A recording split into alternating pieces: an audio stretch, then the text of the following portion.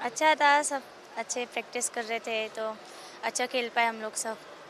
अ, आपके लिए बड़ा मुश्किल था यहाँ पहुँचना। सबने कहा हाँ, था कि ये आपको बड़ा स्ट्रगल करना पड़ा था और आप टीम के सबसे ज़्यादा गोल करके आए हो। हाँ। किस तरह से इस चीज़ को पूरा देखते हैं? इस चीज़ के लिए मुझे मैम ने बहुत मोटिवेट किया है, हुँ, तो मैम का मैं थैंक यू बोलना चाहूँगी। कौन-सा मैम?